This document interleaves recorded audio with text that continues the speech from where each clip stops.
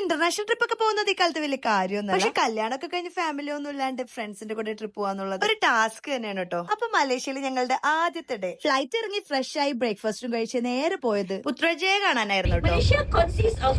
ഈ ഹിസ്റ്ററി പറയുന്നത് നമ്മുടെ മലേഷ്യൻ ടൂർ ഗൈഡ് മലറാണ് കേട്ടോ. ഞങ്ങൾക്ക് സ്റ്റാർട്ട് ടു എൻഡ് നമ്മുടെ യാത്രാപ്രാന്തി കൂടെ ഉണ്ടായിരുന്നെങ്കിൽ ഒരു മലേഷ്യൻ സിറ്റിസൺ ഗൈഡ് ആയിട്ട് വേണമെന്ന് മലേഷ്യൻ ഗവൺമെന്റിന്റെ നിർബന്ധമാണ്. അപ്പൊ ഇതാണ് മലേഷ്യൻ പ്രൈം മിനിസ്റ്ററുടെ ഓഫീസ്. അതിനോട് ചേർന്ന് കാണുന്നതാണ് പുത്ര മോസ്ക്. പിങ്ക് മോസ്ക് ഒന്നും ഇതിനെ പിങ്ക് ഗ്രാനൈറ്റിൽ ഉണ്ടാക്കിയ ഈ മോസ്കിൽ ഒരേ സമയം 15,000 പേർക്ക് വരെ നിസ്കരിക്കാം. ഏത് മതക്കാർക്കും അതിന്റെ ഉള്ളിൽ കയറാട്ടോ, പക്ഷെ ബോഡി ഫുള്ള് കവർ ചെയ്തിരിക്കണം. കവർ ചെയ്യാത്തവർക്ക് അവിടെ നിന്ന് റെഡ് കളറിൽ അപായം കൊടുക്കുന്നുണ്ട് കേട്ടോ. ഇനി ഇതിട്ട് കുറച്ച് ഫോട്ടോ എടുക്കാന്ന് ഓർത്ത് കാല് പിടിച്ച് ചോദിച്ചിട്ട് എനിക്ക് മാത്രം അവർ അപായം തന്നില്ല. പിന്നെ അതിട്ട് കുറച്ചു നേരം ഫോട്ടോസ് ഒക്കെ എടുത്തു. അതിട്ടപ്പോ എടുക്കത്തെ ഗ്ലാമർ ആണെന്ന് വിൾമാറ്റം. എനിക്ക് കണ്ടിട്ട് കോയിമിൽഗയിലെ ജാദുവിനെ ഉണ്ട് ഓർമ്മ വന്നത്. ഇതാണ് പിങ്ക് മോസ്കിന്റെ ഉൾഭാഗം. ഒരാൾ അവിടെ ഇരുന്ന് എന്തൊക്കെയോ തള്ളി മറിക്കുന്നുണ്ടായിരുന്നു. തിരിച്ചു പോകുന്ന വഴിക്ക് എന്റെ ഹോൾഡൊക്കെ വെച്ച് പ്രൈം മിനിസ്റ്റർ ഓഫീസിന്റെ ഫ്രണ്ടിൽ നിന്ന് ഒരു ഫോട്ടോസ് ഒക്കെ എടുത്തു. നെഞ്ചിൽ വെറുതെ ഒട്ട വീഴണ്ടെന്ന് ഓർത്ത് അവിടെ നിന്ന് നേരെ വിട്ടു. ഇതാണ് മലേഷ്യയിലെ ലക്ഷം വീട് കോളനി. അവിടെ ഞങ്ങൾ നേരെ പോയത് KLCC അക്വേറിയം കാണാനാണ്. ടിക്കറ്റ് സ്കാൻ ചെയ്ത് അകത്ത് ഫിഷിനെ നോക്കി ഞങ്ങൾ വന്നപ്പോ വേറൊരാളെ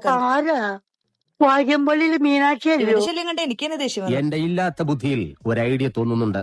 അടുത്ത ഓസ്കാർ ഇവന് തന്നെ. കരയിലും കടലിലൊക്കെ കാണപ്പെടുന്ന ഒരുപാട് ക്രീച്ചേഴ്സിനെ നിങ്ങൾക്ക് അവിടെ കാണാം. വൈറലായ കുറെ സാധനങ്ങളോടെ കണ്ടിട്ടോ. അവിടെ നിന്ന് ഇറങ്ങി ലഞ്ചും കഴിച്ചു ഹോട്ടലിൽ പോയി റെസ്റ്റ് ഒക്കെ എടുത്ത് പുറത്തിറങ്ങിയപ്പോ ഒരു ഷോപ്പിൽ കയറിട്ടോ. ഇവളുടെ കള്ളലക്ഷണം കണ്ട് ബാഗൊക്കെ സിപ്പ് ലോക്ക് ഇടിച്ചു. ജന്മന ഉള്ളതാണെന്ന് പറഞ്ഞിട്ട് അവർക്ക് മനസ്സിലാവുണ്ട്. പിന്നെ നേരെ പോയി ബുക്കിറ്റ് ബിന്താങ്കിലേക്ക്. ലോക്കൽ ഫുഡ് സ്ട്രീറ്റ് ആണ് കേട്ടോ. അത് ദുരിയാനാണ് ഇവരുടെ മെയിൻ. അവരതുകൊണ്ട് ഉപ്പുമാവ് വരെ ഉണ്ടാക്കും. മെല്ലടിച്ചപ്പോ തന്നെ നല്ല അടിപൊളി നീരാളി ഗ്രില്ലും കബാബ്സും ഒക്കെ ഉണ്ടാവും. നമ്മൾ കളയുന്ന താറാവിന്റെ ചുണ്ടും കാലും ഒക്കെ അവിടെ ഒടുക്കത്തെ റേറ്റ്. എക്സ്പോർട്ടിംഗ് ബിസിനസ് തുടങ്ങാന്ന് ചിന്തിച്ചു. മലേഷ്യയിൽ വന്ന ഫുഡ് സ്ട്രീറ്റ് മറക്കാൻ അല്ലെങ്കിൽ രാത്രിയായിട്ട് ഡിന്നർ കഴിക്കാം. അവിടുന്ന് ഞങ്ങൾ പോയി ഞങ്ങളുടെ ബക്കറ്റ് ലിസ്റ്റിലുള്ള പെട്രോണാസ് 24 കാണാനാണ്. ശരിക്കും സ്വപ്നം പോലെ തോന്നി. അവിടെ വെച്ച് കുറച്ച് മലയാളികളെ പരിചയപ്പെട്ടിട്ടോ. അവർ ഞങ്ങൾക്ക് പിക്സ് ഒക്കെ എടുത്തു. അങ്ങനെ 24 കണ്ട് കുറച്ച് നേരം റോഡ് സൈഡിലും കുത്തിയിരുന്നു. നേരെ പോയി റൂമിലേക്ക്. എന്തായാലും ഷോപ്പിംഗ് ചെയ്യാന്ന് വെച്ചാൽ എല്ലാ ഷോപ്പും 9 മണിക്ക് ക്ലോസ് ചെയ്യും. ഗവൺമെന്റ് റൂളാണ് ഇത്ര ഓരോരോ ആചാരങ്ങൾ. അപ്പൊ ഡേ 1 ഇത്രേ ഉള്ളൂ. നെക്സ്റ്റ് വ്ളോഗിൽ കാണാം. Follow for more.